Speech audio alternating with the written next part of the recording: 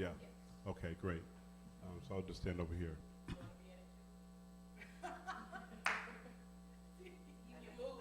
I did move. You're right. But I'm going to be sitting here. I'm going to be sitting here, and I will be talking every now and then. I can be the voice of God. Um, hello, hello. How you doing, sir? Good. Sir. Robert Cowan. Pleasure to meet you. All right. Hi, how you doing? Uh,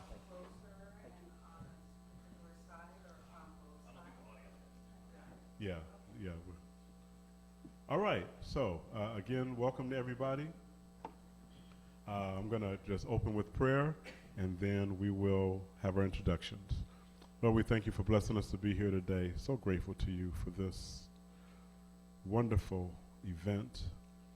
Thank you, Lord, for knowing us, for each of us that are here, assembled and online. Thank you, Lord, for your love for us and the voice that you have given us in this country, that you have given us where we can even exercise a voice. And you also know, Lord, how in this area we don't exercise the voice enough. So we pray that you would bless us with wisdom and understanding about how to help the communities that are represented here to exercise their voices. We pray in Jesus' name, amen. All right, my name is Robert Cowan. I serve as the pastor here at River of Life, and I am just so happy that this wonderful panel is here today. I can't tell you how excited I am about this wonderful event. Oh, you're looking at the screen, hilarious. This wonderful event. You know, I haven't heard of an event like this, but I'm sure people have them. But that we're having it here, I think it's just so significant. In addition to pastoring here, I'm a part of Visitacion Valley Community Unity, VVCU, and it is a group of stakeholders, residents, CBOs that serve in Visitacion Valley who have come together to increase the voice of Visitacion Valley. Typically, we'll have an event that gives information, and then we will provide opportunity for interested residents or CBOs to organize, find solutions to the issues that they find interesting, and help them to bring those solutions to the powers that be. So this is just wonderful because we all know how important voting is. And the information that we have today, I think all of us in this room who are stakeholders, organizers, activists, CBO representatives, this is gold because we are representing the people that need to exercise their voices. So we have, as this wonderful panel, you see I don't know, maybe I didn't print it well enough, but this is Irene Cow from Courage, California. And then we have Roberto Hernandez from, well, they say he's the mayor of Mission District. Really a dynamic guys. I just kind of looked you up a little bit. And then Anne-Marie Mabut. All right. From the Department of Elections. And we have Kate Bigelow-Pierce. And so I am just so pleased and so grateful to you for taking the time to be here with us. So we have a few representatives from VVCU. We have Edith Yamanoa from Felton, who is here. We have Pastor Sonia from Greater Life. She pastors there. And we have Russell Marine, who is like the mayor of Visitacion Valley. And we have Liana from All My Usos. And we have Danielle from Mercy. She fades into the scene so well. We do have an opening on the media team, by the way. Anyway, just grateful. I did. All right. I'm just grateful. This is just going to be wonderful. So the way it's going to run is the first part of it, we're going to talk about problems, difficulties, systemic and personal, reasons that people don't vote. And so we'll get to the solutions in the second half, but a full discussion about the barriers is going to be important to found and base the discussion about solutions. And then the second part is a robust discussion about your successes, your strategies, what you've learned in your travels and expertise about what you have found works, what you have found does not work, or at least didn't work for you. And then that will allow us, all of us, to hear and adapt and adopt some strategies that we might utilize. So that's the format. We're going to ask Russell to come up, and he's going to give us some introductory information. Thank you very much. Thank you, Pastor Cowan. So I'm just going to kind of give you a little bit of context so we know what we're talking about here. And this is going to be recorded, so our goal is really to get information, save it, share it, and get the word out. So the Visitation Valley's population is about 24,000 folks. That's based in the 2020 census. That makes up about 3% of San Francisco's population. So Viz Valley, about 3% of the city. Voters, we have about 11,000 registered voters in the neighborhood. That's about 46% of the neighborhood that's registered to vote. I don't know if that's good or bad. Maybe the experts here can say what's a good percentage of registered voters in the neighborhood. During the June 2nd election, these are some results. Our turnout was 33%. The citywide turnout was 51%. After each election, the Department of Election compiles the neighborhood statistics at the neighborhood level, including the voter turnout percentages. The city is divided into 42 different neighborhoods. That's not totally accurate, but 42 for the purposes of this. After the last election, Visitation ranked 40 out of 42. 40 out of 42 of all the neighborhoods. We're at the bottom. And it's a little bit asterisk to that. We were battling for that place from Bayview. So basically, Bayview and Visitation Valley are tied for the near bottom. The lowest was Treasure Island. Just for context, because the last election was a little bit different, because we had different ballots in different neighborhoods. So we looked at the presidential election in 2024. We ranked 37th out of 42. Our turnout was 60%, which is good, but the citywide turnout was 75%. So we're still at the bottom, even when it's a high-profile election. So we're here today because this is not an anomaly. This is not an outlier. This is a standard. This is what happens every single election cycle. Visitation Valley is at the bottom of the list. If not the bottom, we're within the bottom three. For comparison, Glen Park, the Castro, Noe Valley, they're consistently at the highest turnouts. But just a little bit of interesting information that I just found this morning, that Visitation Valley has more registered voters than Glen Park. So, you know, what would the landscape of San Francisco look like if Visitation Valley voted at a higher percentage than Glen Park, which is at the top? So that's an interesting to think about. We did this quick survey of the neighborhood. It was not scientific. We were just wanting to get some ideas of what was happening, what people were thinking. It was a small sample size, but one of the number one pullouts we came up with was voters. This was what people responded to when we said, what do you think is the reason why your neighbors don't vote? The number one reason was voters may not think that their vote will change anything. So there's voter apathy. It was closely followed by the lack of interest in politics and insufficient understanding of issues on the ballot. Now, this was an English survey.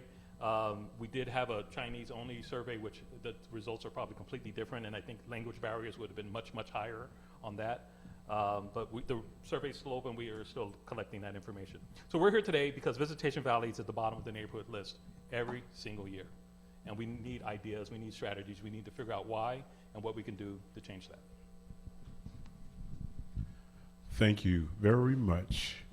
All right, so to begin, I would like to give an opportunity, just as an introduction, to maybe take a minute just to talk a little bit about your organization or the work that you do, so that the audience can know who our panelists are. Hi, good afternoon, everyone. My name is Irene Guy. I'm the Executive Director of Courage California. We're a statewide organization, multi-issue. Our goal is just to ensure that voters around the state have all the information and resources they need to vote their values. But even broader than that, we want to ensure that people feel like they have the information and resources they need to take action on any issue that they care about.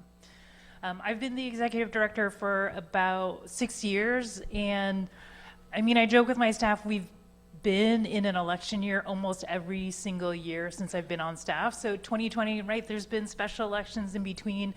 It's a lot, it's overwhelming. And I reflect on the fact of when I grew up in Michigan, I didn't even know what party my parents were registered with. We didn't talk about politics. I only started to put the pieces together once I started to care about the environment, and that sort of led one thing to another. But even as somebody who reads about politics, breathes and lives politics every day, I find voting to be really intimidating. It's a lot of homework, and so what I love about what we do is we try to do the homework so voters feel like they have that information right there without having to comb through a whole lot of different sources out there, a lot of misinformation, and just try to find really good, trusted information around elections.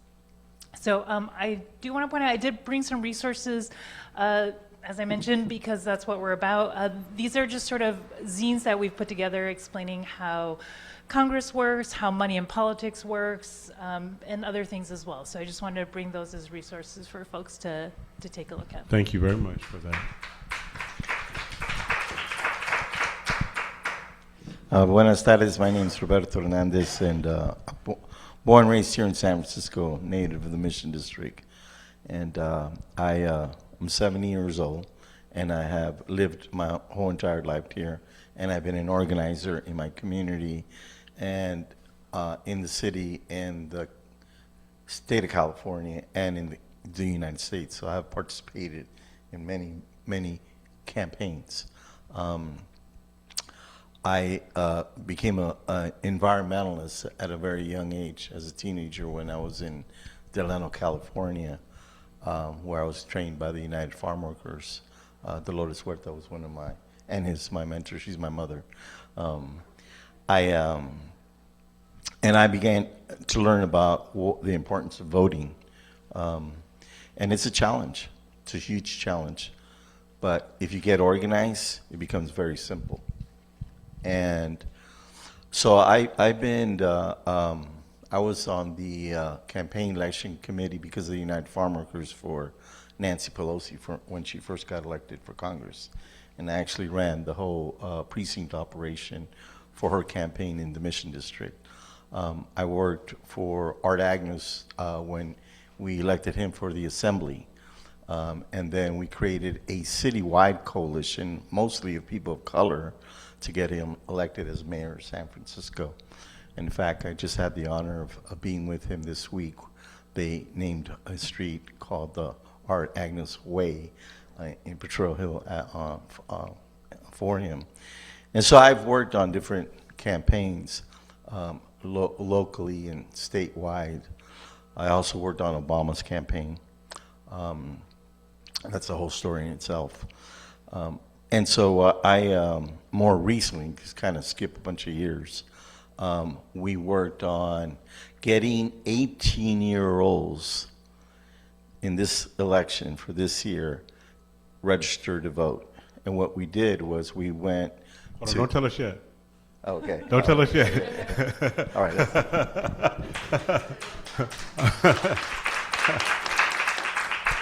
Yes, please. Good afternoon. My name is Anne-Marie Mabbitt, and I am the Outreach and Community Engagement Lead Coordinator with the Department of Elections. I work with the Outreach Division. We have obviously several divisions in the department, but I'm in the Outreach Division. So we are most focused on connecting and engaging with residents and voters, encouraging people to register to vote, of course, and to raise their voice and cast their ballot on Election Day. We work very hard. I want to say first, I'm very impressed by Russell, by the organization and all you do. I've never read a community newsletter that was so rich in data and information and that's where improvement will come from. You got to have a basis first to know what the reality is and what you need to do to go forward. So I think you guys have a very good, strong basis to move forward from. I was speaking with Pastor Cohn before we started. We're always looking just individually as employees, in the outreach division. Every time we go to an event, we analyze what happened, we record in detail, how many people we engaged with, what kind of issues came up, what kind of materials we handed out that people were most interested in, and we do all that to inform our services going forward. We are always looking to register more folks, and not only register more people, but increase the actual turnout and participation when it comes to an election. And I'm really proud of our team. We have a really great team, speak multiple languages, and we are always focused on reaching underserved populations in particular. So that includes individuals living with disabilities, individuals with a criminal justice background, people of color, youth. So we're aware of certain populations are not as represented as others, and we try to make extra efforts to raise those populations up. And along those same lines, to the extent there are certain areas of the city that have lesser registration rates and participation rates than others, we are always grateful and looking for answers and strategies for improving that. So we are so grateful to our partners, and especially partners like this, who are so engaged and involved in their communities and really dedicated to empowering residents and having their voices heard, and especially in areas like Biz Valley, where historically, the numbers just aren't there as far as participation. So thank you very much, and I look forward to discussing some strategies. Thank you. Yeah.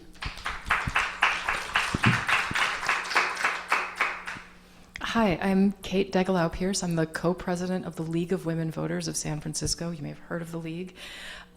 We are an organization. We've been around for more than 100 years. 1911 is, I think, when the San Francisco League got started, which is when women in San Francisco first got the right to vote.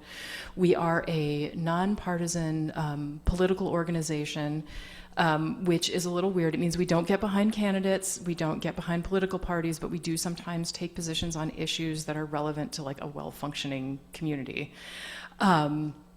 Most of what we do around elections is voter education. So we have a pro-con guide so when you get I think I counted, it's 10 different props that are gonna be on the ballot in November. We'll have what does it mean? What does voting yes mean? What does voting no mean? We also work with candidates for forums. I believe a bunch of you guys are working with our voter services team for a D10 candidate forum, so their views can get out in a way that is useful. It's a forum, not a debate. We don't want people going after each other. We want people commenting on the issues. And so to that end, it's a little different than what you see from other places. We also have candidates come in, and we'll talk more about this, so record their statements and put it online so that people, when they and the goal is to have all this stuff ready so that when people get their ballots, they may look at their ballot and be, they see that all 50 candidates who are running for governor, right? You opened up your ballot in the last one and it was oh my God. And who are all these people? Well, hopefully we can give you, the voters, some research and some information to do that. And I guess I got involved with the League of Women Voters because I saw my parents using their stuff when I was a kid. And so when I decided it was time for me to make a difference, I was oh, this organization is good. All right, thank you. So we'll just kind of have a conversation, if that's all right. And the first question, I think, is pretty obvious. In your experience, what are the barriers that people experience to voting, whether it be systemic or personal? As complete a list as we can make, I think, will be helpful. So whoever wants to answer, this is kind of open. Yeah, I'm happy to start. I always like to start, so I'll start with the systemic, because I think usually what people talk about when they talk about voter turnout is why aren't voters turning out, as if it's the voters' problem. So I've been working in politics for more than the 6 years. I think a lot of it is just people see a very broken political system and don't see how a vote is going to fix that. And I will say oftentimes, it's interesting you worked on the Obama campaign. I remember the reverence of sort of like, we got Obama elected, it's going to be great from now on. And then like a lot of folks just sort of dropped the ball. He just sort of governed, and he, you know, he's an organizer. He didn't have that community backing once he got in office to help him like figure out what his agenda was and how he's going to make that work. And so I think oftentimes what happens is we're asking people when they vote to put faith in a candidate that they're going to deliver. Oftentimes these are candidates who, you know, like you don't have a personal relationship with. They aren't out there knocking on doors. You maybe see them on ads nowadays.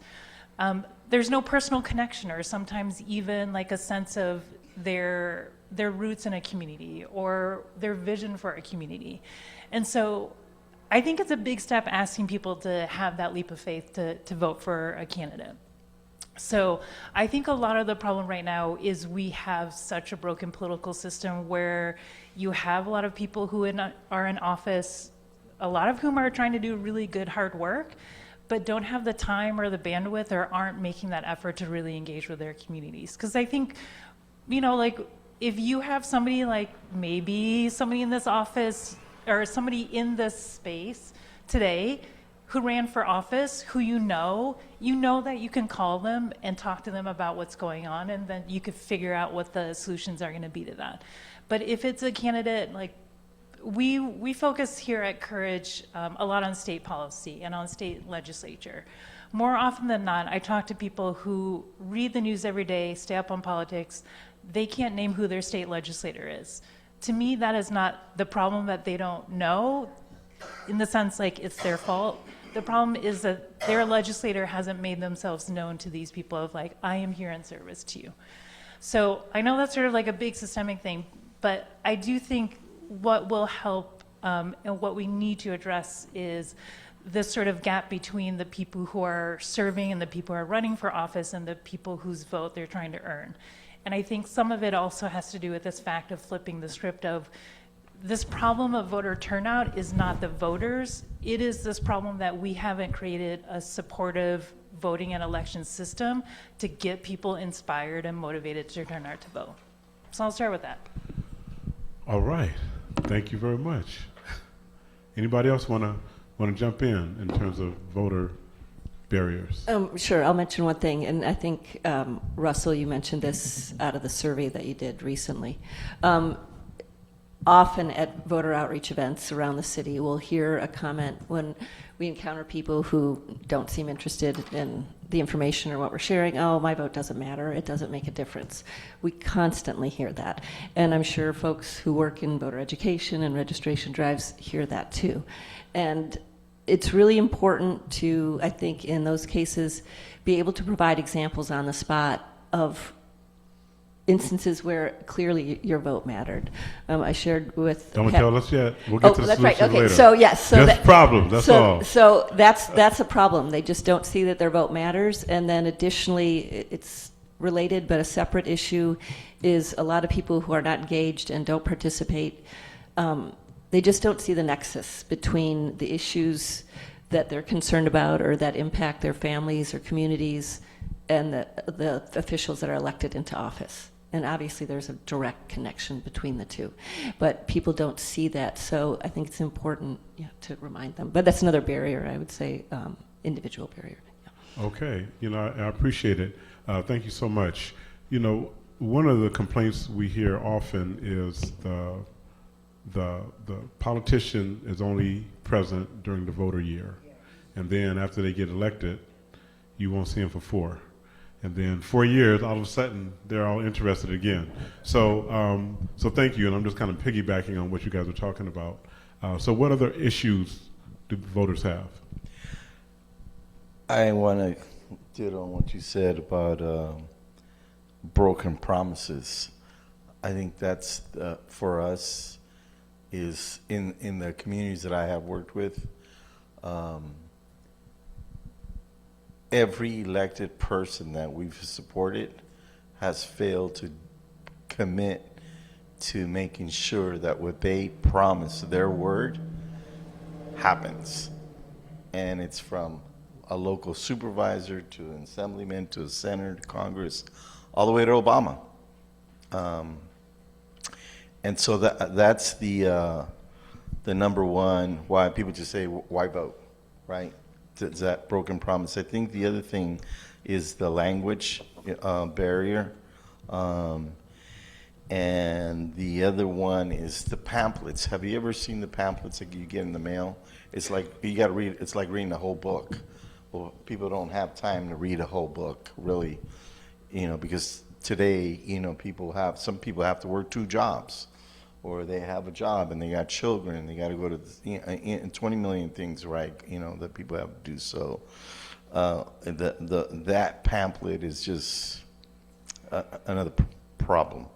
The other problem that we're finding more and more, and as I was driving through here, I noticed, because I know this area very well. I had a lot of friends that grew up here, and talking about friends that grew up here, they don't live here anymore. They've been pushed out. They've been gentrified, right? So when you look at the number of people who've been gentrified, in the Mission, as an example, in Viz Valley, in Western Addition, right? I grew up rolling in the Western Addition. I ain't got nobody left in the Western Addition. I got a few folks in the Bayview, right? So when you look at the amount of people that have been gentrified and so they've been moved out of the city, they never re-registered.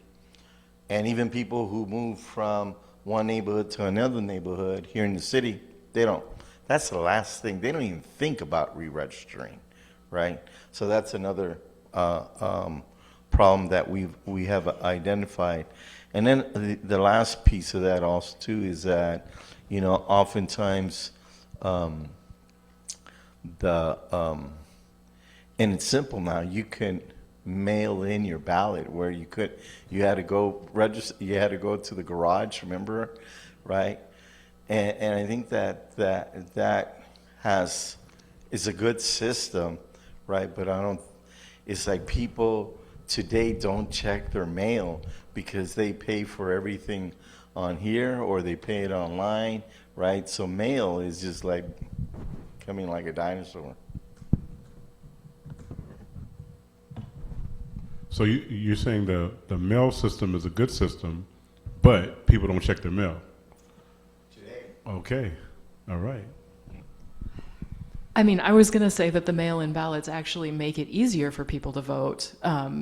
Because the ballot, you don't have to set aside a whole day to go stand in line, to fill it out. And sometimes the issues are so complex that you want to be able to do research, and have it in line. So having that ballot a month ahead of time is good and can help increase voting.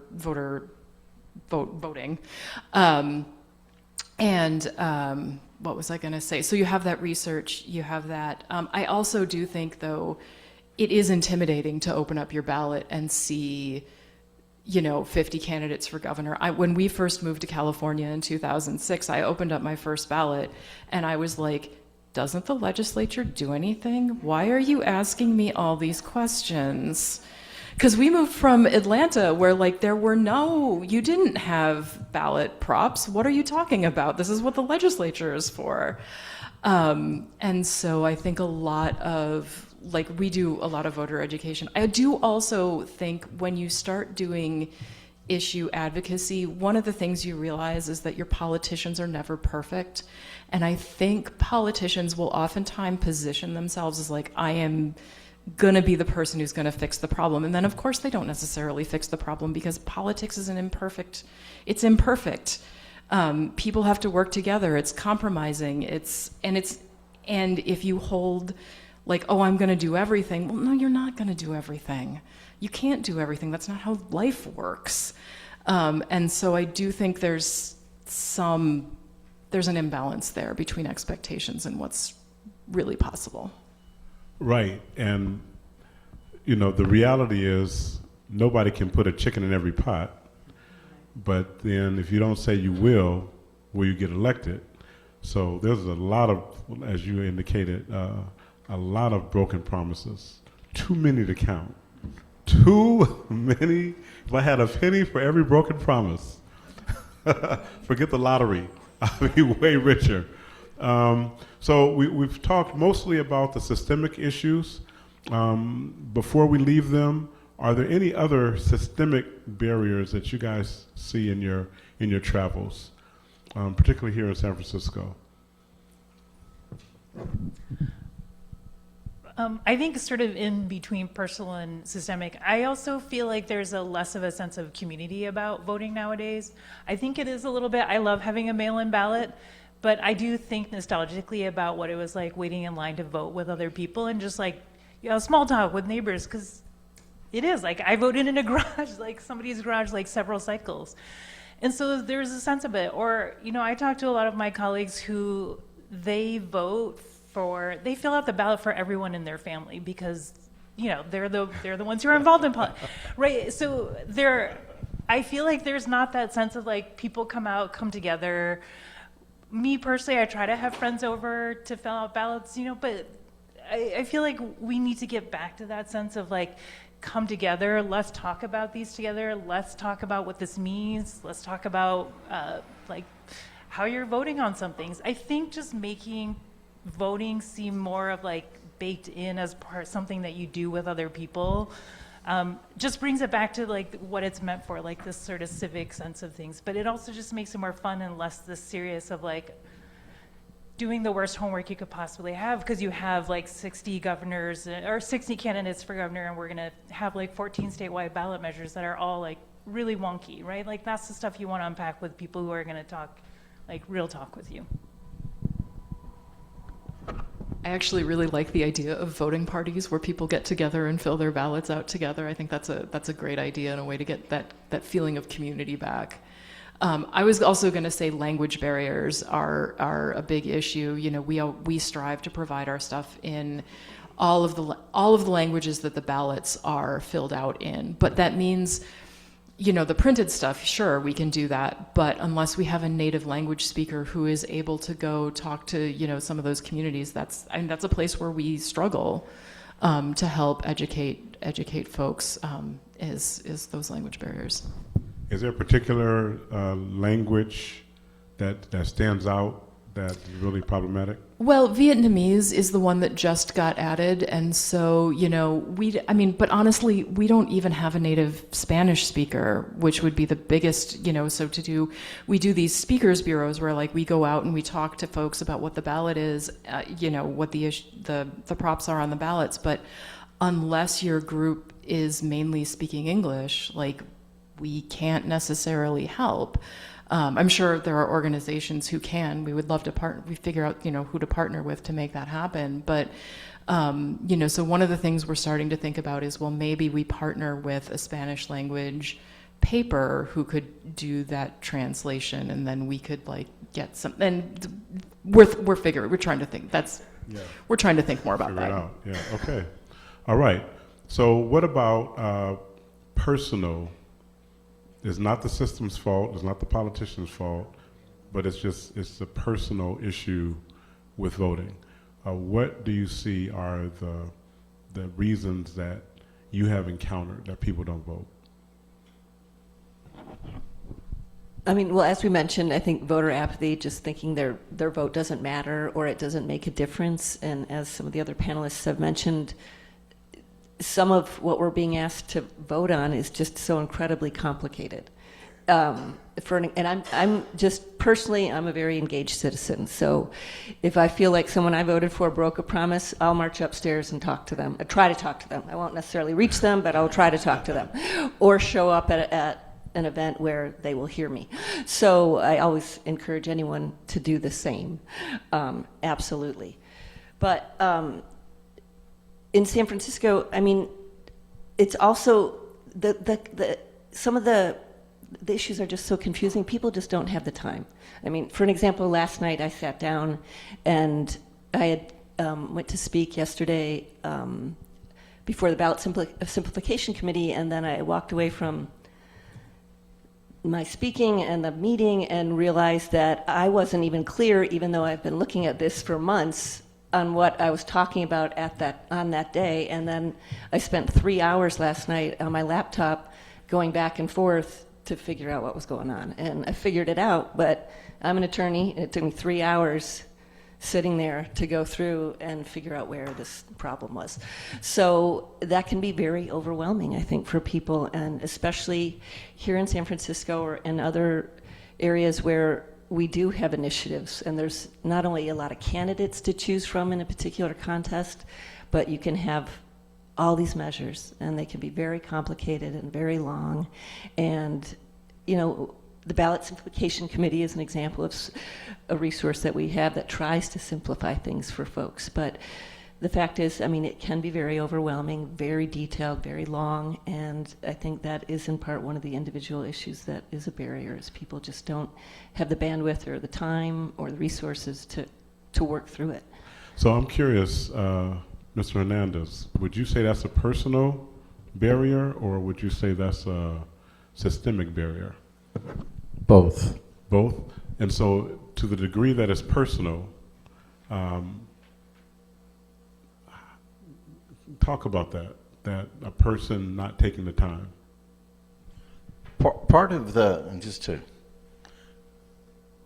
add on to what she said, not to repeat it, is that people are really, in one survey came out that people are just like fed up with how, for example, here in San Francisco, there's a split between the Board of Supervisors amongst themselves, and they're always arguing about whatever. And then they don't get along with the mayor. I mean, you know what I'm saying? And not the current mayor, but all the, you know, our former mayor, you know what I'm saying? Yeah. And so people get disgusted with, you say, we elect these people and they can't even act, you know, they can't get it together. You know what I'm saying? And so the issues that they should be working on are not being resolved because they can't even come to an agreement on how to solve a homeless problem. You're talking about the Board of Supervisors? Exactly. Okay. Yeah, and the mayor, because they're all, you know, I'm saying he's like, and so there was like talking about ballot measures. There was a ballot measure for housing, and here went years of that money not being spent because they couldn't figure it out. There was another issue about child care, right? Another bond measure that we passed, you know, and they couldn't figure it out. So here's the money sitting in the bank, right? And it's like, it's insane. And we hear that all the time. People's like, well, you know, why should I vote? It's like they don't even get along. Right. So, yeah, I hear you loud and clear. I guess the question is, when you're disgruntled, when a citizen, a registered voter, is disgruntled with the politicians, they can't get it right. When the ballot is too complicated, when the reading is too long, what personal responsibility does the voter have in that circumstance, even considering the issues with the system? I'm looking at the person. I want to give some personal responsibility to the person, even in a difficult scenario. One of the things that we, and it's part of, you know, goes back to the United Farmers, who's like we always, one of our chances, si se puede.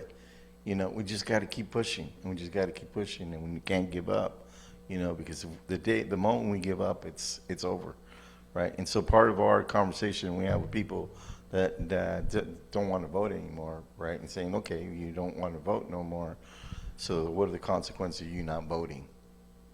Your voice is not going to be heard. Your voice is what counts. That one vote, believe me, does count. And so we kind of go through the math of it, right? So if there's, you know, and when you look at the amount of people that vote in San Francisco, example, we did it one year, and did a quick analysis, right? It only took this few number of people to elect her. Now, do you think that's fair? And then people get it, right? All right. Yeah. So you're saying to address the personal responsibility, you just encourage people, despite the barriers, get in there and fight anyway.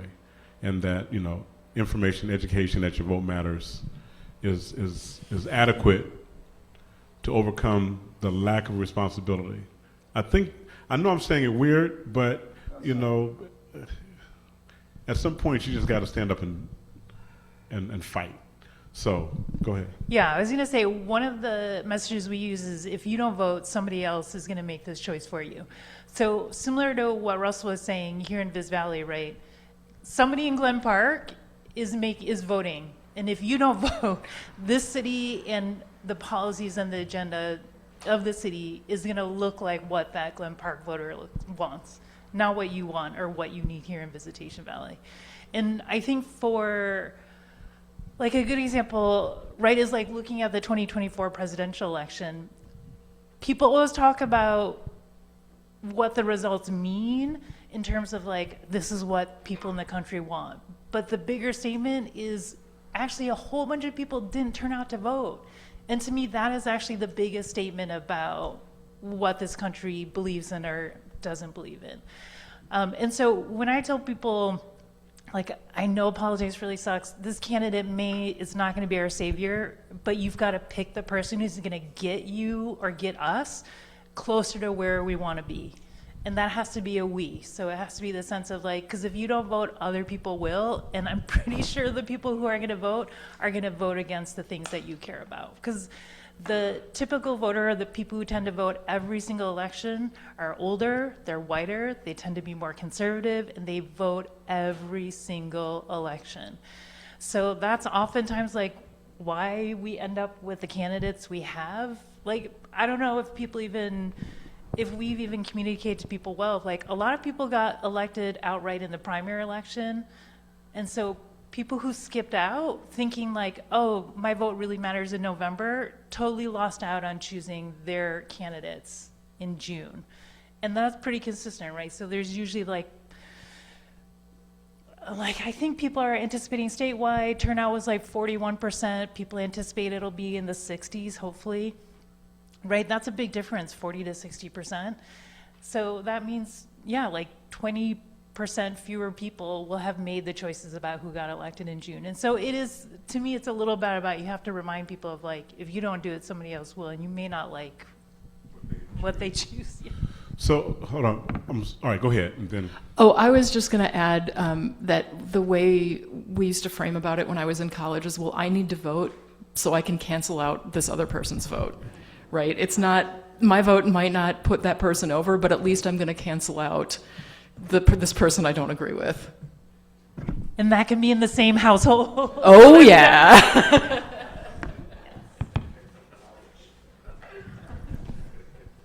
Not from personal experience per se, but. Sure. So let me ask this question. Do you think ranked choice voting hurts or helps? So as the former math major, I think ranked choice voting is a good thing. I think it is very confusing to people. And so how do you explain ranked choice voting in such a way that it makes sense that, like, yes, there's 5 candidates for mayor, you really should only be voting for the ones you want in office. You're not penalizing somebody by voting for them in 5th place. You're still voting for that person. You can not vote for that person. Like, that's like the biggest sort of thing is like people think they're penalizing someone by putting them last, and it's like, you're not. You're still voting for them. You're still saying, yes, it's acceptable to have that person in office. And so, like I said, from a math perspective, I think it can get a much better, it can reflect the will of the people more, but I think it is confusing, and I think it makes your ballot more complicated. So in the balance, you're saying it's a better result, but it hurts voter turnout. It probably does hurt voter turnout. I think it also makes people less certain about what they're doing, which affects voter turnout as well. So I think it's a good thing, like in the abstract, in the platonic, like ideal sense, but the implementation can be difficult, and it could be so much worse than ranked choice voting. There are oh my God, it could be so much more complicated. Anybody else want to talk about ranked choice voting? Because I am curious. What about your perspective? Yeah. I saw you looking at me. Yeah, well, I think I should probably temper my comments as a representative of the department, but I mean, I will say the ranked choice voting clearly saves time and resources and avoids the need for runoff elections. And if we're battling an issue just in general of voter turnout and participation, is that really going to be helped by throwing more elections at them? So I don't know. I mean, I think the facts are clear. The evidence is clear that it saves time and resources, no doubt, for ranked choice voting. And I mean, as the voter in a ranked choice contest, you're effectively getting, your voice is extending beyond one choice. And I think that's a good thing. So, I mean, that's about what I'll say on that. Yeah. Thank you. Okay, well, I appreciate it. Anybody else want to talk about that? The confusion that I have personally is I can feel the discouragement because you don't know if what you're doing, how it matters. You have this number one, then number two. Well, I don't really want number two, but I guess, he's the lesser of two evils. Number three, it's just, what are you saying? I was going to say, if you don't want number two, don't rank number two. Right. So what you're saying is, if you only want one of them, only put one of them. And that's what we've told people. If you don't like three people, only vote for the one you like. Okay. If you like two of them, then vote for those two. Yep. That is helpful. Because all right. Thank you very much. Yeah, thank you, Roberto, because we have that in our messaging. We have a presentation that's available on our website that anyone can just look. It's posted to YouTube, but we use it when we go out and talk about ranked choice voting when people request that. But we constantly remind people, you can rank as many or as few candidates as you like. And obviously, if you're not certain of a candidate, don't know what they represent, not sure what they might do, then don't rank them. Don't vote for them. A rank is a vote. Yeah. So if you're not comfortable with that choice, then don't rank them. In a standard contest, you'd only have one choice. So if you want to exercise more choices, great, but just make sure you feel comfortable and confident in those choices. Yeah. Okay, thank you very much. I appreciate it. So you can pick up the mic again, because I want to ask you, as you began earlier to address this issue of my vote doesn't count, because you and I were having a conversation ahead. So please share with us. Yes. So I think that's one of the more frequent objections or barriers, individual barriers you'll encounter, is they just don't think your vote counts. And as I was explaining to Pastor Cohen at the beginning, as part of a program we have for high schoolers, twice a year we teach them about pre-registration, and then we encourage them, we train them and give them materials to go out in their schools and neighborhoods and conduct pre-registration events. And before each cycle, we have the kids come to City Hall and we have a workshop for them. And as part of that workshop presentation, we tell them, hey, when you go out and you're hosting and conducting these events, you're going to likely hear kids saying, well, I don't think my vote's going to matter. I don't think it makes a difference. And you've got to have something to say in response to that, to at least get them thinking, if not convince them to pre-register right then. And so we include as an example in the presentation an election in which every vote really did matter. And so the one good example I found a couple, but one was the 1962 governor's race in Minnesota. The total votes cast were close to 1.3 million, and the difference was 91 votes. So that's a really good example to bring up of where clearly every vote mattered. And then I had included in the presentation, but I took it out because it's a little more lengthy to explain, but another example of a case where every vote really did matter was the right to women's suffrage in California. So I don't know if it was 1911, 1912, it was somewhere around there, but it failed in San Francisco. So the rural voters really carried the yes vote and led to the women's suffrage in California that year. And based on the results, it was effectively one vote per precinct in the state was the difference. So again, in terms of numbers, it was in the thousands, but on a per precinct basis, it was just one vote per precinct that made the difference in women getting the right to vote in California. So that's another a good example that you can provide. But I think the more and the quicker you can respond to some of these issues like, hey, my vote doesn't matter, I think it can be really helpful. All right, thank you very much. And you also mentioned having the youth pre-register and all that. Can you talk about that, what you found in Colorado? So I could go on about this for a real long time. Since coming into my position, I've been working really hard on the efforts to get more youth inspired, engaged in civic life, and pre-registered. And we have several programs that I think really help to do that. One of which is our Elections Ambassador program, which I just mentioned, and I did bring materials on that today. So if any of you folks have any connections to high schoolers in the city, anybody 9th through 12th grade is welcome to join. But we are constantly working to promote pre-registration. We're fortunate in California is one of about 20 states that allows residents as young as 16 or 17 to pre-register to vote. And after Russell had invited me to this forum, and I was thinking about different strategies, and one thing that is clearly effective is registering young adults and pre-registering 16 and 17-year-olds. The studies consistently show that the young adults who are registered vote at a much higher rate than the rest of the voting population. So to the extent you can get the young people inspired, engaged, registered, pre-registered, they will be future consistent voters for you. That's what the studies play out. So it's real important to connect with the kids, engage with these kids, get them pre-registered, and set them on their way. And you'd be amazed to see. We've had so many inspiring kids come through the program. I've been, I guess, through 6 or 7 cycles now, but the kids are amazing, especially in San Francisco. We really have some great kids. They've started youth-focused, youth-driven civic organizations that try to get other kids more involved, kids who have been inspired to seek appointments to the Youth Commission in San Francisco. We've got lots of kids who either already were high school poll workers or decided to do it after serving in the program and being reminded of that opportunity.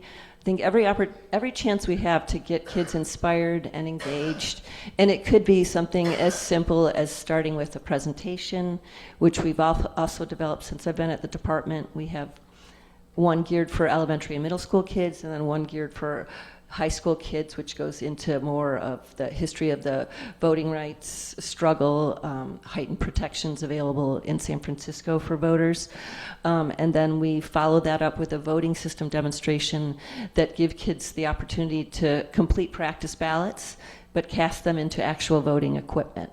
And it's really cool. You can really see their faces light up as they fill out the ballots, and then they're in City Hall and they can slide the ballot into a ballot scanning machine just like the voters do at a polling place. And I think that's been real effective. I mean, it'll take a while to see results from that. These kids are really young. Some of them are, 4th, 5th grade, but you can tell. Some are, it gets them thinking, it gets them inspired, and it's really an untapped, powerful resource for increasing voter participation everywhere, but including in Visitacion Valley.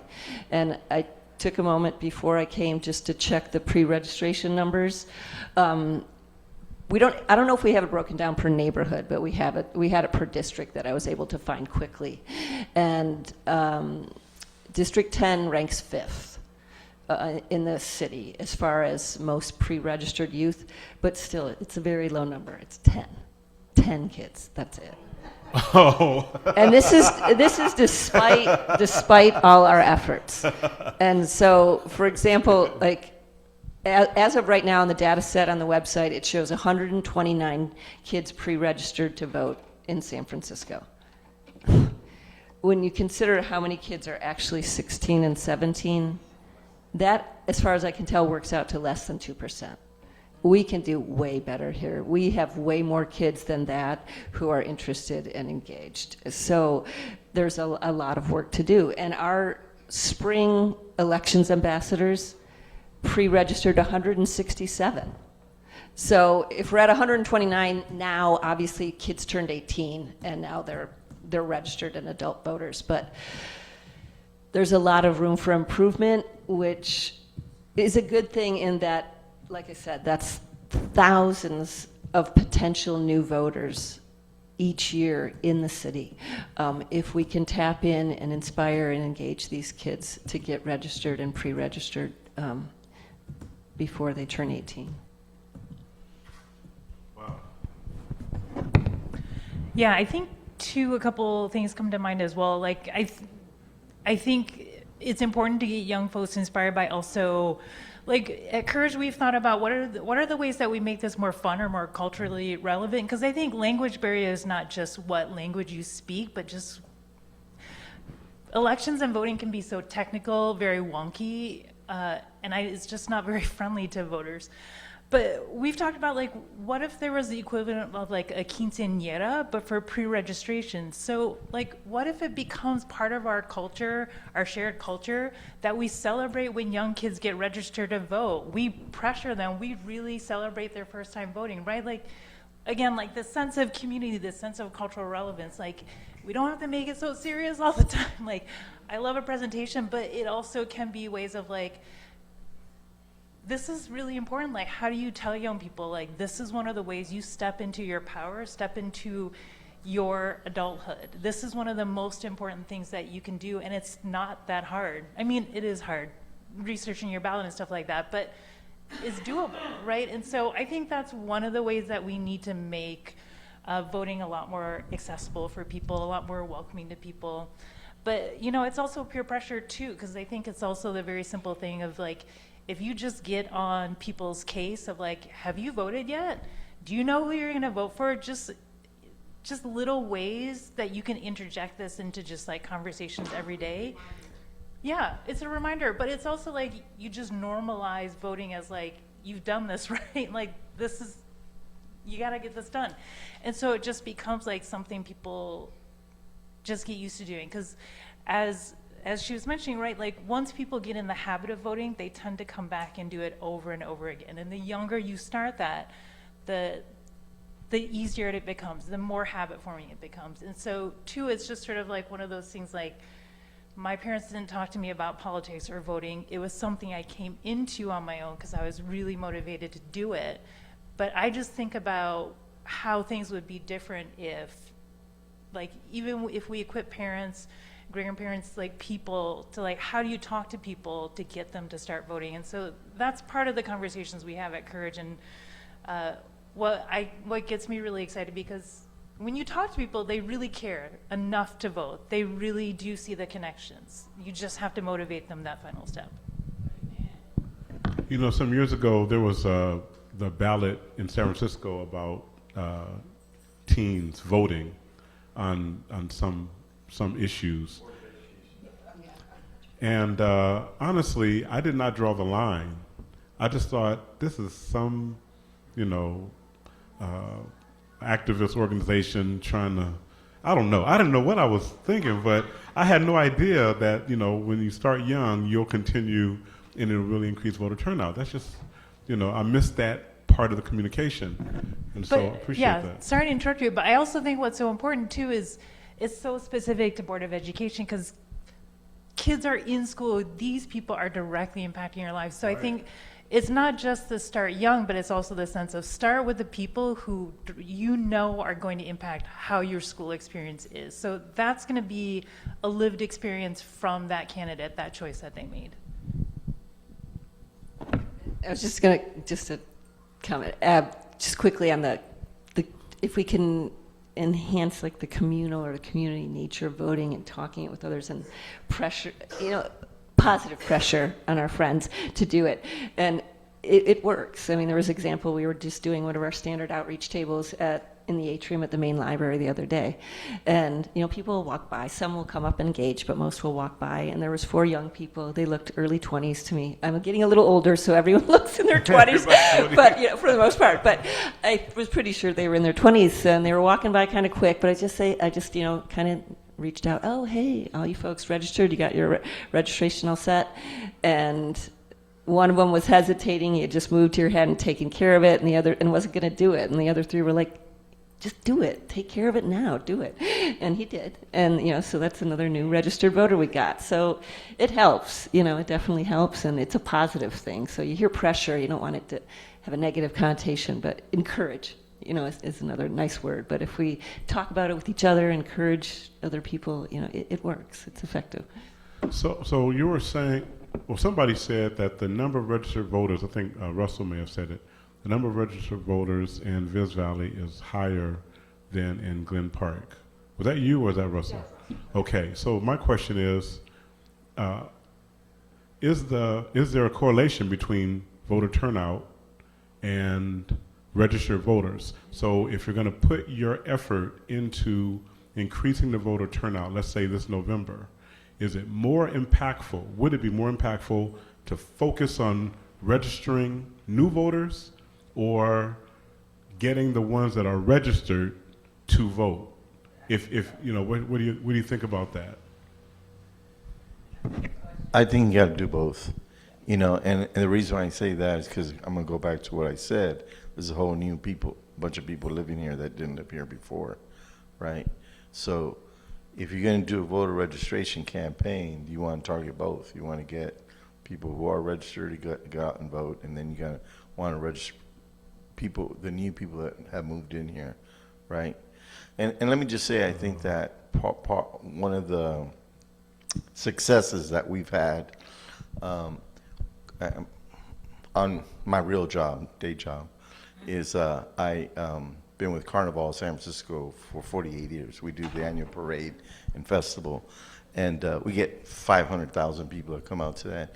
We actually launched the Voto Latino here in San Francisco at Carnival. Everybody told me I was crazy, right?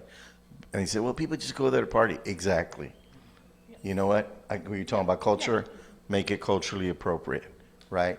And so that was in 2006.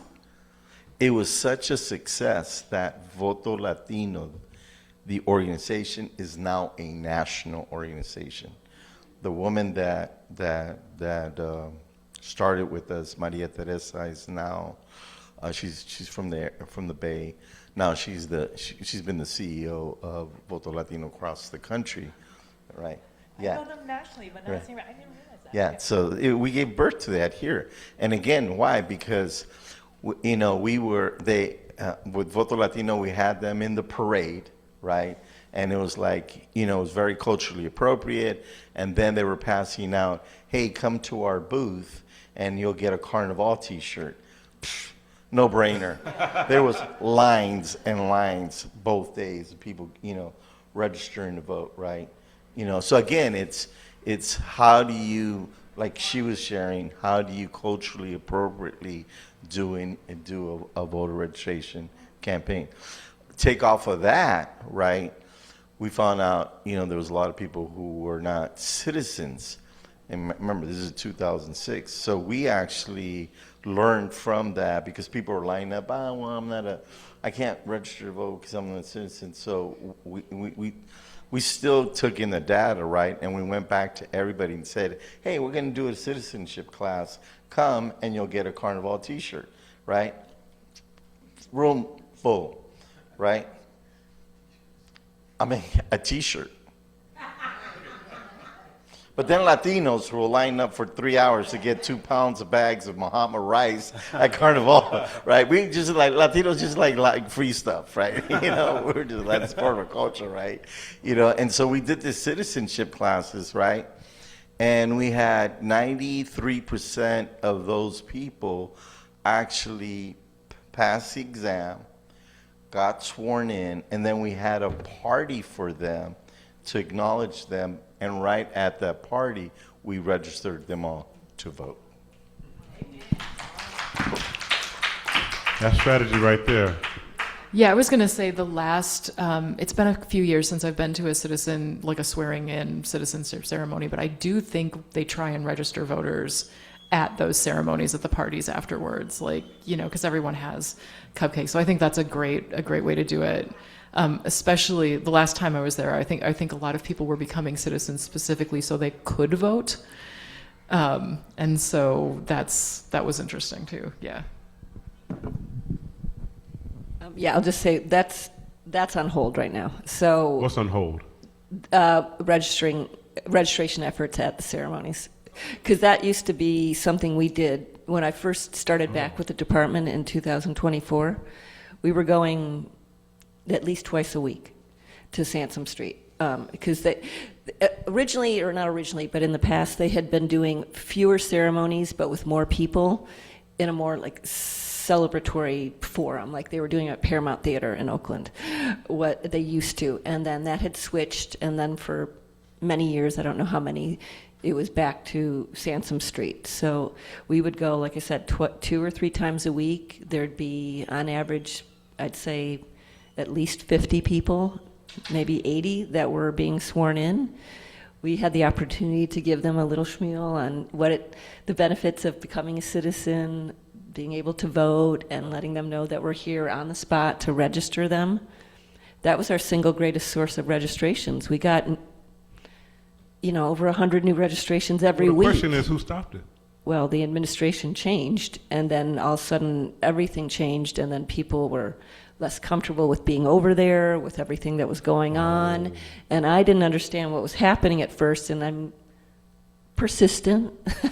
So I was pushing back. Like, I don't understand what's happening. Like, why can't we be there? Why are you telling us not to do our job? And it got to the point where it wasn't a safe or welcoming presence. And it's just not happening. And it hasn't been happening for quite a while. But it is a great opportunity. People who have just become citizens, that's one of the things they're most excited about, is being able to vote. And it was a really joyful, just such a wonderful experience every time we went there, to see how excited these people were to have become citizens and to be able to vote. So I'm very hopeful that we'll get back to that, but right now we're just not able to do that. Okay. I think also, to answer your question, it is both. I think the helpful thing is when you're doing voter registration is if people are already registered, just ask them, do you know, or just give them more information about the next election is November 3rd. You should be receiving your ballot by the week of October 5th. Like every touch point that you can have to engage people, to register them to vote, to ensure that people who are already registered to vote have it on their radar about like what's coming, so they start to pay attention, maybe start watching the news a little bit, and start forming opinions about the different candidates and what's on the ballot. Because I think that's what's helpful, because people always think it's sort of like, they think, I think, too bare bones, right? You'd register people to vote and then like you get them to turn out. But there's so much work that can be done in between or like before all of that to just get people, again, like engaged in elections and on voting. Like what? Talk about what things you've done in that vein. Yeah, so so we've hosted things like, as an organization, sometimes we'll hold ballot parties. So we tell people, usually we try to give them like a few weeks notice, like, hey, October 12th, like say, like a week after you've had your ballot, come to our ballot party. We'll explain what's on the ballot. Come with any questions you have. Courage on the political side, we also do endorsements, so we have additional information for folks. But it can also be something as simple as like, we sometimes have hosted forums, and often we've done this more virtually, like for the primary election, we did a virtual town hall for first-time voters. So we had a couple first-time voters come and speak about why they were voting, what questions they had, what they were excited about, what they were worried about or concerned about. And then we also just gave a lot of information and resources. Okay, so you're a first-time voter. These are the different ways that you can vote: by mail, drop it off at a ballot drop box location. You can go to a voting center, right? So we just wanted to make sure people felt like they had a lot of choices and understood things, and just really got the sense that, again, like, voting is something really simple, easy to do. It's a way to express your values on a lot of different candidates and ballot measures, But this is the information you need to do it, because we want people to feel like ultimately it's something they can do really easily. All right, so I have so many questions. We've talked about voter issues, difficulties, systemically, personally. What I have as my notes are people think their vote doesn't matter, the language barrier, a voter booklet is too long and too complicated. People don't re-register after they move. Mail is old-fashioned. Loss of community, loss of marketplace of ideas. That's my own. I only add that. And so, in all of these, we talked about politicians and broken promises, being disgruntled, and all that. And I guess, one, have I missed something in terms of problems? And two, just talk about what you all have done to address specifically some of these problems that you found success. Well, in terms of language barriers, again, I think the Department of Elections in San Francisco does a really great job. We were very ahead of the Vietnamese being added as an official language. We hired our new Vietnamese-speaking staffer. It might have been before January. I think it might have been at the end of last year. So at least here in San Francisco, I think there are very strong language resources and available for voters. I mean, I know we have outreach coordinators who are bilingual in Chinese, Spanish, Filipino. We have a staffer who could help us in Filipino if we went out to an event. We have Vietnamese. So we have all 5 city languages covered basically on a daily basis. So if an organization reached out to us whose clients largely spoke one of those languages, we'd be able to accommodate that. And if any people who spoke any of those languages come into the department or call us for information, we can help them in the language that they prefer. So I think in San Francisco, as far as language access and support, I feel it's very strong, and we have a committee that's specifically dedicated to continuing to improve language access. We meet every 3 months. It meets virtually. It's open to anyone. So any interested member of the community, stakeholders, other organizations dealing largely with populations that speak a language other than English. And we are always open to hearing their suggestions for improvements we can make in reaching people who prefer to receive their information in a language other than English. So we really try to make sure that we can meet people and engage with them in the language they prefer. So let me ask this question, because I'm glad you said that. I get emails from DOE, and obviously they're going to be in English. And my question is whether the Department of Elections communicates, let's say, with the Chinese community, well, let me rephrase that. Does the Department of Elections communicate with people using social media at all?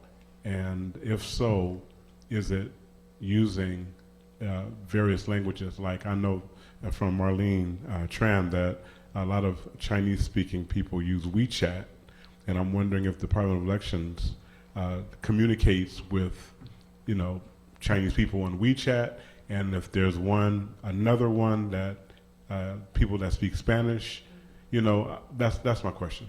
The publications team most directly deals with the social media postings, so we do have a social media presence, and we do reach out to engage with the community. As far as specific platforms like WeChat, I'm not sure about that, but we like if you went to our voter website, for example, the voter outreach website, and wanted to look at some of these various presentations, like on ranked choice voting or accessible resources or something like that, there's a tab on the website where you just click that tab, and then it immediately translates. Everything's in that language. So that's a separate issue from the social media posts. So those I'm not quite sure, but in certain aspects anyways, people can very easily just click a button, basically just click a tab and have that language appear in what their preferences. Yeah. Okay, thank you. Go ahead. I was gonna go on a totally different point. Well, go ahead. Say it in the mic. It's fine. Okay, sorry. I was just going to go on a totally different point. I think one also really big factor is there are people actively working to discourage people from voting. So I think that's really important. That starts from the top, obviously, this president. So if it's helpful, you can tell people President Trump doesn't want you to vote. So vote, right? He is doing so much in his administration to discourage mail-in voting, to make sure our ballots don't count. But it's also stuff like that people, right, like that at least we have an awareness of, like the redistricting, all that stuff. You kind of have a sense that that's moving. But there's also, like, whether or not you're on social media, there's a lot of like flooding of the zone. There are, right, like bad actors on social media targeting specific communities, usually black and brown and young voters, from voting. They are starting conversations to piss people off, make them feel really cynical and not turn out to vote, right? Like there's research that has shown that like foreign governments and other bad actors do this election by election.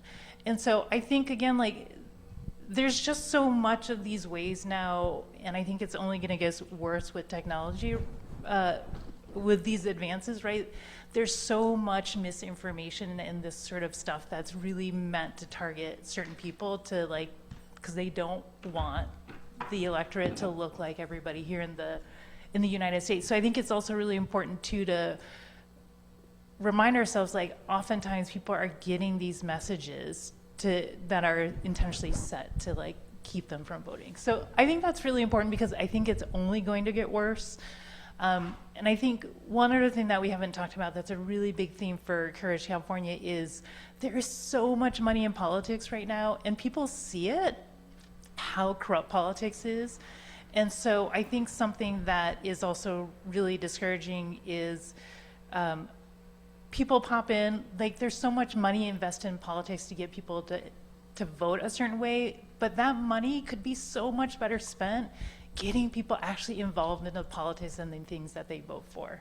And so to me, when I watch corporations like, right now it's a lot of the tech ones spending millions and millions of dollars to essentially badmouth a progressive candidate who wants to hold them accountable.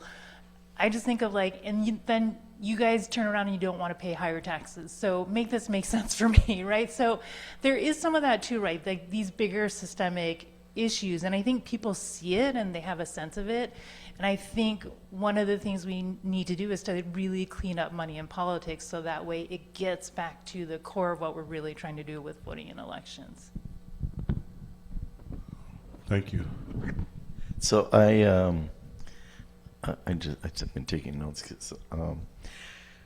So one of the success that we've had more recently in the last 2 years is we did a Taco Tuesday. You know, elections are on Tuesday, so we had a Taco Tuesday from 11 o'clock all the way until 5 o'clock, and we partnered with a couple of taquerias. And if you brought in your ballot and you checked off and right, you got a free taco on Taco Tuesday. Blew up, right? I think we're seeing a pattern with the Hispanic community. T-shirts and tacos. The other one is issue-orientated, get people out to vote. I think Proposition 187, you probably all remember Prop 187, right? That was another one that, we really did a lot of work, and that got people just like, if anything, just vote on Prop 187, right? But then, but of course, once you get them to say, yeah, they're going to vote for candidates, right? I mean, in this election this year, a bunch of us supported Becerra when they said Becerra would never win. I think he was at 4%, right? But it was part of the statewide effort to get him elected, and look, we're in the runoff. Never. I mean, people were just blown away, right? And the way you did that was? We just went to people that, and just that, we created a campaign where we asked asked you, would you support Becerra? And you said, and we said, you know, why? We were supporting him.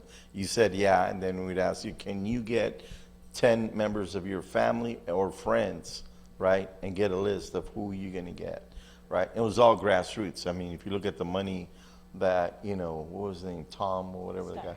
Steyer spent. I mean, it was sick. And look at, you're talking about attacks. I mean, look at all the attacks they did. And then all the Republicans that were attacking, but, you know, at the end were attacking Becerra, right? I mean, it wasn't about money. I mean, it was a grassroots campaign that got him where he's at today, right? And we're going to win, right? And that's what's exciting people right now, right?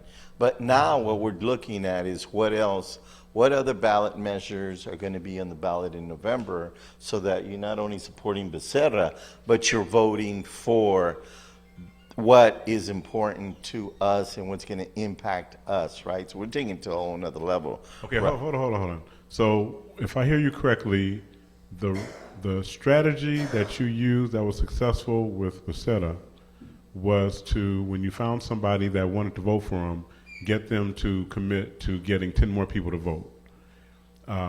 Okay, so anything else that you would say really helped push his campaign forward? Schools. She was talking about schools. We did voter reg with schools with those who are already turning 18, right?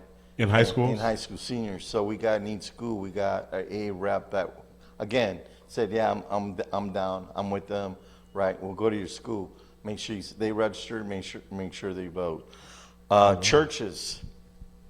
You know, churches are having a big challenge, especially in our community, because people ain't going to church because they're afraid to go out, You know the rest of the story on the immigration side, right? And so we worked with pastors of the churches, right? There are, I don't know here in this neighborhood, but I know that in the Mission, there are a few block clubs, right? So we went to the block clubs, right, and came up with a list of issues that are impacting our community right now. If you're familiar with the Mission, at BART and 16th as an example, it's horrible. I mean, they pushed the problem of the Tenderloin and it's now on 16th and Mission, right? So we took that issue, right, to get people to get out and vote. We came up with a campaign called Dump Trump, right? Everybody loves that, Dump Trump, right? And we're going to continue using that, Dump Trump, and this is who you don't want to vote for because this is who he's aligned with, right? Target, in the Target store, you know, we did a black and brown boycott Target, you know, and their CEO just stepped down. And that was a huge, big victory because if you look at the economic impact that we made on Target, and I mean, I think they lost $26 billion in the first quarter, right? So they dumped him, Wow. right? And they're rethinking about, you know, everything that they were going with the Trump agenda. So, right, so you look at economic power, right? And people love that. They love, you know, and then you get a win like that. It's like you build on that win, right? And so I think that and let me just end by saying it's if you just keep it real simple, right, is to identify here, for example, in the neighborhood, what are the top 3 issues that are impacting people in this neighborhood right now, right? And if you do a survey and you survey 500 people, it's pretty simple to get 5 to 500 people again, right? You get 50 people to, you know, ask 10 people, what are you concerned with, right? And you take those 3 top issues and you make that part of. And how do you connect that to this election come November, right? To get people to go out and vote.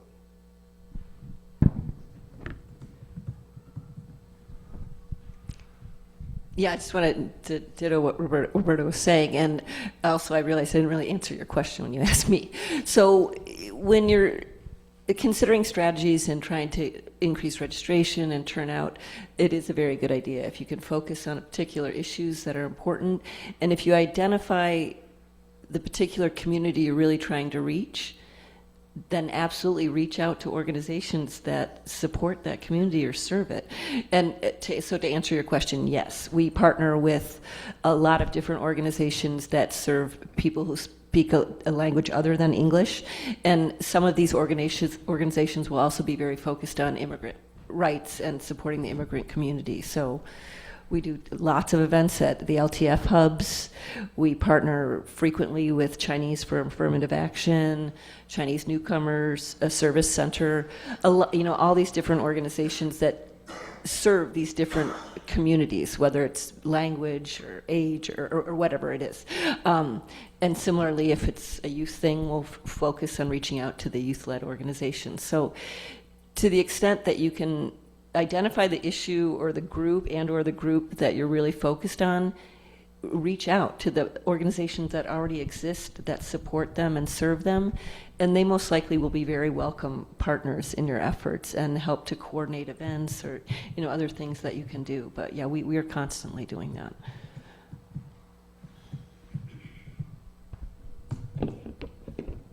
And I just want to add that targeting issues can be a much better way, because there is so much disillusionment with politicians and specific politicians. Targeting issues and what people care about. When I do the Speakers Bureau, when I go out to talk about these are what's on the props on the ballot, I'll always go around the room first and be like, which ones do you guys care about? Which ones do you want to make sure you understand what you're voting for and what you're not voting for, or voting against? Because that's a much better way to get folks to actually fill out their ballots. All right. My brain is swimming. I do want to take some time to answer questions that people might have. We were going to kind of limit it to folks online, but it just seems that people that came should have an opportunity. I still have questions, but we have about 30 minutes to go. And so I wanted to have, if there's opportunity for Q&A, a brief question, then if you could come up and ask your question, if you have any.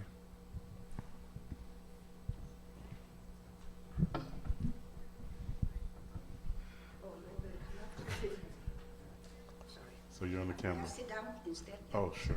Thank you. I got it. Yeah. I got it. I can hold it. Yeah. Okay. So I'm here to represent a lot of the non-English speaking residents here. I actually taught citizenship for City College for over 20 years. I do speak several languages. The latest is Vietnamese. I speak that as well. And I'm not here to impress. I'm just trying to tell you, because of that background, I understand, some of the issues that you raised.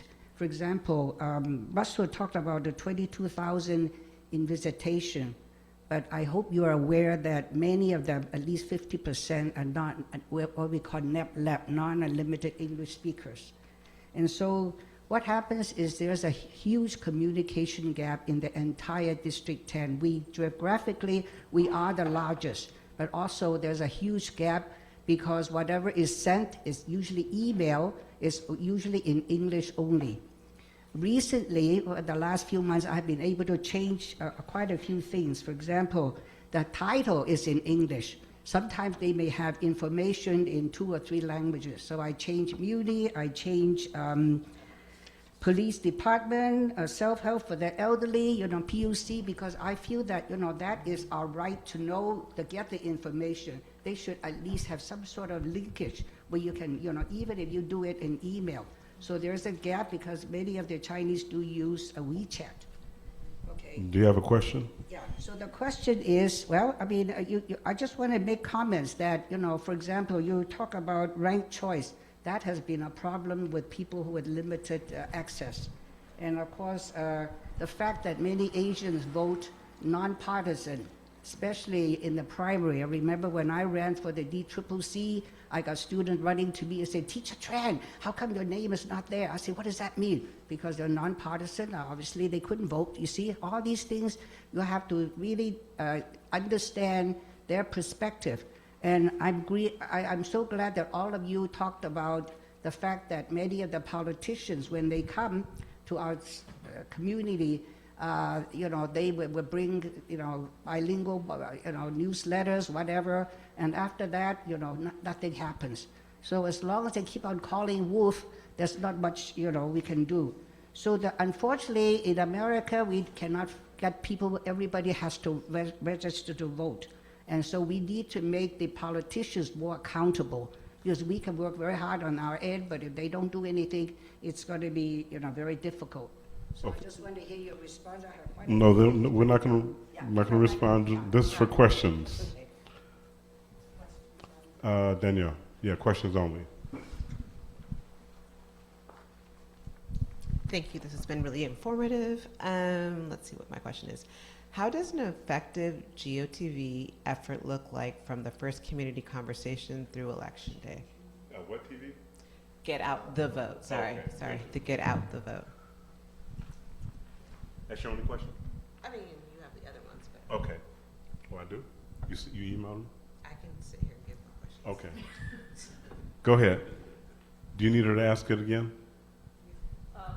So just asking the basics of a get out the vote event from start to First finish. community, I think for a lot of CBOs, this may be something that's new to just starting this efforts. And so from that first conversation to the actual election day, I feel like there may be a lot of things that can be done. And I think a lot of us are looking for practical things that we can do in our community, especially with this not being natural to us, like in doing this. That's the question.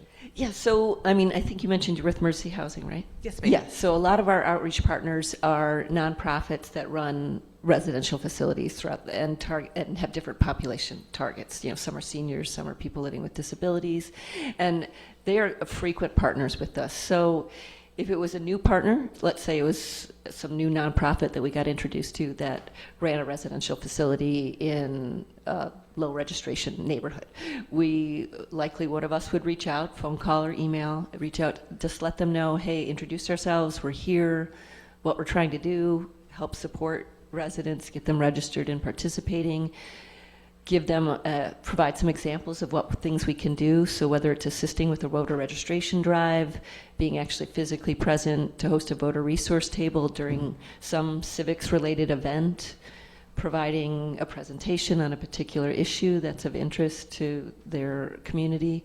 So just get them thinking about some different types of events they could hold and which types of events would best serve the community that they work with. And then we'll talk, we'll go back and forth. We'll probably have a couple conversations. We'll set up an event. They'll either provide us some promotional flyer that they have, or we'll create our own. We put that on our public outreach calendar to help spread the word, if in fact, it's open to the general public, which most of the events that we do are. And then we show up and we conduct whatever it is they've requested. We'll exchange information with a greater staff and other people that are there, and that's basically what it'll look like. And then we'll go back from that event, we'll enter all the information, like I said, how many people we engaged with, how many people attended that event, just put some notes down about what the traffic was like, the general level of interest, how effective we thought we were in reaching people, exactly what kind of materials we distributed as a bit of an indication of what they were interested in. So that's kind of what it would look like from start to finish. That's if we had reached out to, say, a new partner. That's kind of what the process would be like. So it's really just an email or a phone call, starting a conversation, and then being present in whatever capacity they'd like us to be there, and kind of going from there. But generally, one event will lead to, a very long and productive relationship.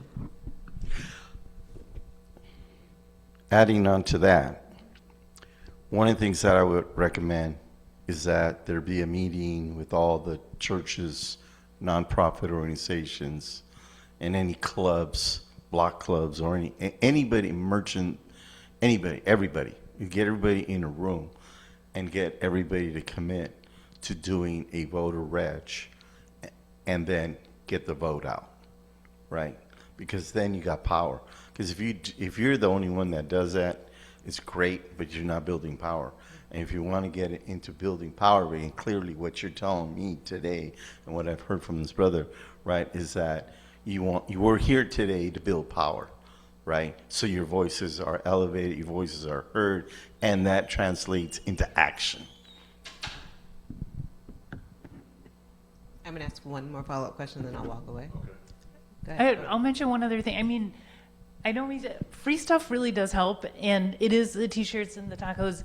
There's also, when we were doing some events, in-person events around the state, we also sometimes would partner with food banks or places that were providing things we knew people needed. Or, you know, like we did a holiday event and we had, we just bought a whole bunch of toys. So people come out for these things because they feel seen, because they feel like you're meeting a need that they have. But it also makes this like a bigger thing, like this is a community thing. And also, for us, we were trying to be subtly too about like, coming at food, we know you can't afford things. And part of the reason why we know you can is because we have people who are making really bad decisions or making really bad votes, right? So there's also ways to like subtly get that in. But I felt like the free stuff helps as you think about like what really travels really well here in the community, and like with the voters that you want to reach, and just like make sure it's there too. Because, you know, like for sometimes like, I mean, I'll show up for free food oftentimes, or, you know, like you just get local vendors, right? Like there's just like stuff that people feel connected to already to help like bring them out and turn them out. But I also like, again, I keep going back to this sense of community. Local vendors also love it too, because then they get some visibility. You know, like there's just so many fun collaborative ways that you can work with like non-election folks on the stuff they care about. And what it's also helpful too is then you turn out local vendors. These are small business owners who have like a stake in this too, in terms of like who they vote, right? Like there's just so many layers to that kind of stuff. And then it's fun, again, like not so serious, and people might show up because it's not just about voting or just about elections.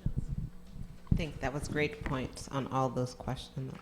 My last question is, where do community organizations unintentionally lose potential voters between the initial outreach and election day? Like, I think again, if some of us are new to, you know, this process, and we may be saying and doing things unintentionally. So just kind of thinking about what are best practices for us to kind of think about as, you know, local organizations who are starting to get out the vote. How can we unintentionally be losing potential voters? For me, it goes back to sort of like use as many touch points as you can. So figure out how voting in elections factors into a lot of things. So over the years, what I've noticed is more and more direct service nonprofits have been more interested in getting their clients or their folks out to vote. So sometimes they just want something as simple as like a poster in their waiting room to tell people when to vote. So it's like, it's all these little ways, or sometimes if you're, sometimes it's about having community forums and then you invite elected officials to come and talk, you know? So again, it's like figuring out all these ways that you remind people that voting is not just a single isolated act, but it's related to so many other things in your life. Or, you know, like just these subtle ways that you put that peer pressure by having a poster on, or, you know, like if you see people, I've heard from folks like at clinics were starting to get into the sense of like they were part of their check-in, they were starting to ask questions of like, and are you registered to vote, or are you planning to vote? And there's these little like simple ways that you can start to integrate it into like more interactions with people. Were there any questions online? No. Okay. I don't know if you want to ask him my question or not. One thing I will say about your question is, as far as how to retain people between registration and election, if you've got a certain organization or group that you're targeting, is you know, multiple touch points, as was mentioned, and just maintaining communication. Like you don't want, it's just like the candidates, you don't want to appear once, get that registration, then you're gone. So maintain, you know, that correspondence, that communication, keep it up through the election and beyond. And you can do that by just, you know, being aware of issues that they care about. It doesn't have to be so technical or voting specific, just something that they're interested in that keeps them engaged, and just be consistent, and then vary your communication too. Some people prefer email, others would rather see information through social media or whatever it is. Vary your touches, just maintain it throughout, I think is really, really helpful. So, just an answer to Danielle's question about what CBOs may be doing that is actually hurting voter turnout. One could be what you're saying. You start with this big campaign, but then you disappear after it, and now you're just like a politician. You're only here to get me registered or whatever. So, that could be a part. And also focusing so much on just my clients, and maybe to the exclusion of the community in which we serve, because there's certainly division in Visitation Valley along racial lines, and often CBOs are focused so much on their constituents that others won't even go to see the sign in their lobby. So, all right, so I think it was a great question, Danielle, in terms of what people are doing that is hindering. And then, Danielle, one thing, and just a real concrete help that you could, I've noticed with one organization, and I can't remember what their name is now, but they operate a number of residential facilities, and this is someone who had just recently reached out. And that relationship started just from seeing each other at a different event, going around to the table. So when you go to events too, if it's an event where there's multiple agencies and organizations, definitely walk around. I mean, you may do that already. Share your business card. These are other people that are obviously interested. They may reach out and touch people that you might not necessarily have reached out to or engaged with. And this one group in particular, the one woman I'm thinking of who runs these facilities, at all their events where we'll go to, they'll have like a regular event in the facility, like, whatever it may be, like a hand out food once a week, something like that. They'll invite us to be there during that time to offer information to people. But then I'll notice too that when they hold those type of events, everyone that comes through the door, they try to make sure to get their information. So, and that's really important because then obviously you can reach out and stay connected with these people. So something as simple as that can really go a long way. Yeah. All right. You haven't said anything in a while. Well, I want to say, make sure it doesn't feel like a transaction. Like you're not asking them to register to vote to like fill in your number, so you're meeting your quota or whatever. You're building a relationship with the people. I mean, and you guys all run community organizations, so you have that community there. So this is another way to ask, like, hey, this is a way for you to help build our community and make our community stronger, but not treating it like, we just need to like fill our numbers. It's not just another thing to do. Okay, thank you. And I would suggest that when you do it, you ask the individuals if they would be interested in being part of the work, right? So if you got 300, residents, right, and you get 10, Yeah. you got an army, because then you Yeah. got 10 that can go out and continue, doing the work with those 300. You divide 10 by 300, it's 30 each one each. takes There 30 you go. each. There you go.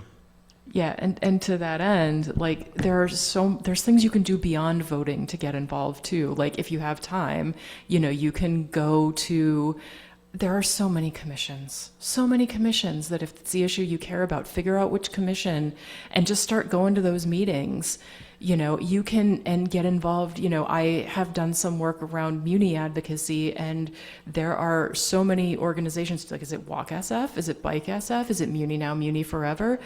There's so many. It can be kind of intimidating, honestly, but just start showing up to stuff. And voting is just one way to get involved if there's something you really care about. So that's another thing to think about too. Yeah, those 10 people can make a big difference because not only are they voting and getting other people to vote, but they're going to those meetings and getting people to listen to them. All right, this is solid gold. First of all, thank you so much. This has been an incredible panel, tons of amazing information. So one, I was in Washington, D.C. during the presidential election on Howard's campus as the numbers were coming through. and the days through after Trump won, you heard a lot surrounding that Trump got a lot of the college students through podcasting.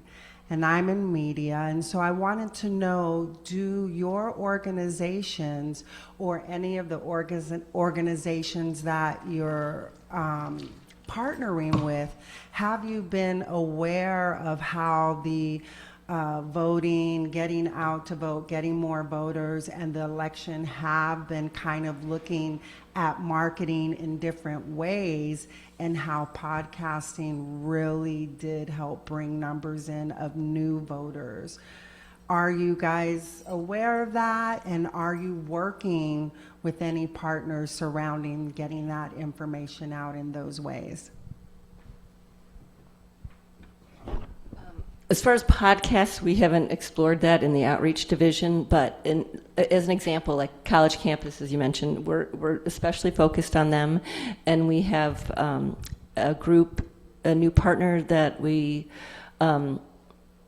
connected with this past year, and it was a group of retirees just from a neighborhood, and they're just really focused on getting young people involved. They heard that's a core population that's underrepresented, and wanted to help to get more young adults, and so they've been focusing on college. They want to focus their efforts this fall on college campuses leading up to the November election. And they called and they said, we noticed during our recent, our events so far this year, that the young people, so this is similar, like this doesn't deal with podcasts, but young people like to absorb information in ways different than other people. So they were mentioning how they felt like the paper registration form, which is quite big, it doesn't take long to fill out. It only takes less than 5 minutes, but when you look at it, it looks big and it looks old-fashioned, and if it's a young person in particular, you can kind of see their eyes roll sometime, like, ugh, I don't have time for that. So these ladies were like, hey, it'd be great if we could have something that was more geared to the young folks, where they can maybe just take it, the QR code thing. So I just brought as an example, I said, sure, of course we can do that. And so we're going to be using that too, but then we just created just mini versions of the Secretary of State signage encouraging people to register to vote that has a QR code that links directly to the online application. So, that was an example of something that we thought would resonate better with the younger folks, and so, we're happy to incorporate that, and so we'll be doing that. So that's just an example. But as far as the podcast, I could see that being a really effective platform for reaching that age. But as far as Department of Elections, I don't think we've really done anything like that so far.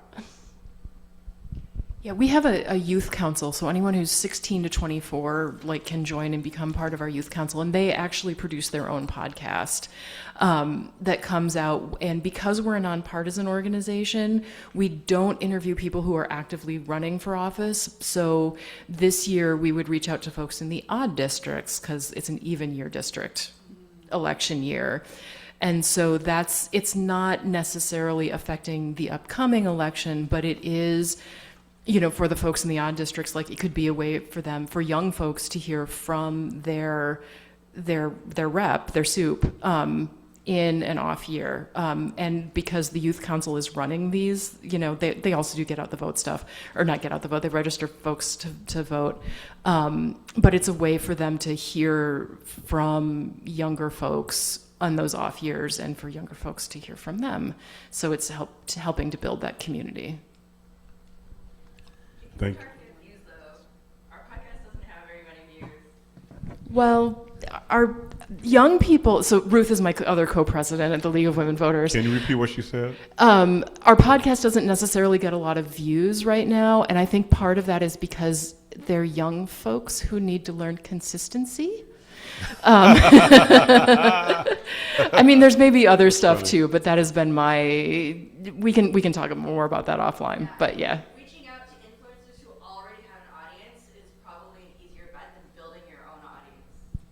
Yeah, I think speaking to that, I think the smart thing about these politicians and candidates who have gone on podcasts is they figured out how to use culture for their own means. And I think oftentimes folks who are opposing those candidates they always take elections so seriously. For some reason, they just don't do the culture times politics things. And the lesson that a lot of people learned was like, oh, we need to come up with our own version of Joe Rogan. And it's like, we don't. There's actually already people who produce podcasts that are really popular that people listen to. We just have to figure out how to get on there to talk about our issues in a way that's like friendlier, like a little bit more conversational, not so serious, or, like be ranty, like don't worry about, like sticking to your talking points, right? Because I think the problem is then like candidates, some of whom we supported, like started appearing on these right-wing podcasts, and like that's the wrong lesson to take, because then you're not talking to necessarily the voters that we need to engage. So that's a little bit of my rant about that, but it's also to me very much about this idea of oftentimes around voting in elections. I think when these new ways of communicating come up, new media like podcasts and social media, oftentimes we work with groups where we see people who they just do their usual comm stuff just on new channels, instead of thinking, I need to speak a new language, or there's a new cultural way I need to learn how to communicate about what I do to this different audience. And so sometimes we are working with organizations of like, great, I'm glad that you're doing things this way, but that is like not gonna speak to new people. That's not gonna bring new people, because like, you're essentially doing what you would do in a blog, but in a podcast, and that doesn't always translate. Like, and so for us, our solution has been like, you find people who are native in that specific culture and language, and then I just she's the one who designed all this. She's the one who comes up with all the content. Like, some of our most popular election stuff was like memes that I was like, I really don't understand what this is about. Because she's like, oh, there's like this meme. It's like, it was really popular 7 years ago, but I think I could use it this way. And she sends me the script, and I have like, it's like 5 sentences. There's an image. Like, I don't understand the reference, but it traveled so well. But I think more, even if you're not like a social media native, we have found like even using pop culture, like, so she was using references to Euphoria, the show, on our Prop 50 election work. We have found that when you piggyback on things like, right now we're getting people, I don't even know, what are we messaging people about? We're messaging people about something, and right now she's using images and referencing the Odyssey movie. So again, it's like speaking to stuff that's timely, people get it. And if you, right, like when you give them a cultural reference, all of a sudden, when you make that parallel to politics, people all of a sudden have like a connection to it, an instant understanding to it.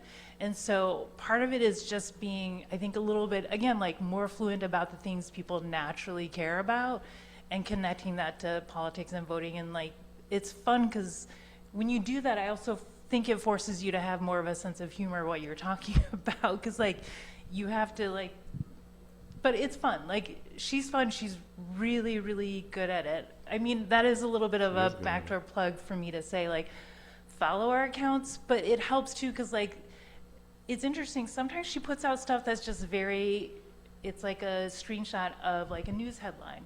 So it's a little bit of like, figure out how to put in the serious stuff, but put in the memes so like you get people engaged and you give them an interesting, relevant point of reference for the work that you're trying to talk about too. It's almost like social media is another language you have to learn. Totally. And I'm going to deal with what she said. We don't podcast. We didn't go and start a new one.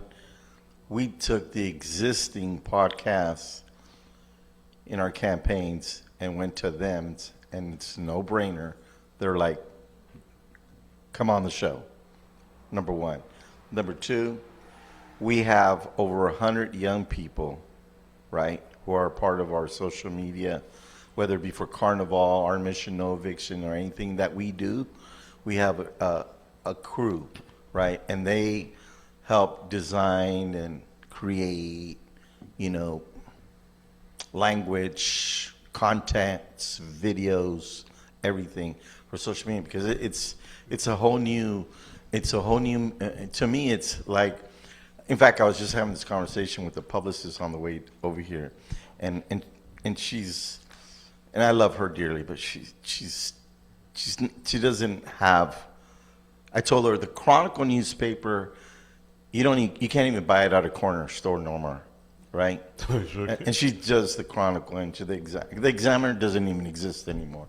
You know what I'm saying? So I said to her,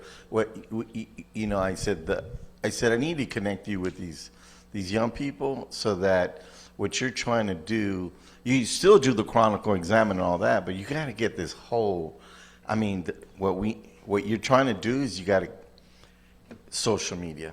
I mean, and there's so many different platforms, right, within social media, right? And I'll tell you, and the other thing I tell people, make it short and sweet, because you know what? Now it's like after 10 seconds, bam, you're gone. Say it quick, say it loud.